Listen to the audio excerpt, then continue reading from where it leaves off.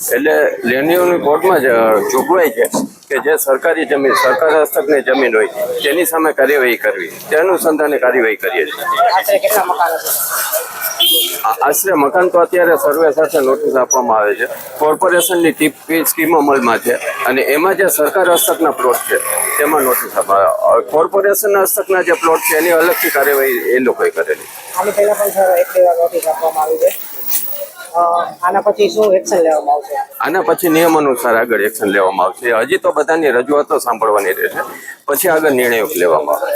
અત્રેના Bhaktinagar police સ્ટેશનના જંગલેશ્વર વિસ્તારમાં ગેરકાયદેસર જે બાંધકામ છે તેમાં આરએમસી અને કલેક્ટર ઓફિસ મારફતે જે કંઈ ગેરકાયદેસર બાંધકામ છે એને નોટિસ આપવામાં આવે છે એ બાબતે પોલીસ બંદોબસ્ત રાખવામાં આવે છે. 30 થી 35 જેટલા પોલીસ માણસો કર્મચારી, જેમાં મહિલા પણ કર્મચારી છે અને અધિકારીઓનો પણ સમાવેશ થાય છે. કેટલા લોકોને નોટિસ ફટકારવામાં આવી છે અને કેટલા મકાનમાં કેટલો પોલીસ બંદોબસ્ત?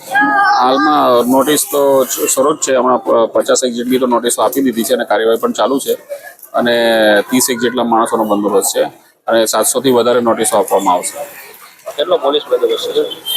એક પીઆઈ, 10 પીએસઆઈ અને 20 માણસોનો બંદોબસ્ત.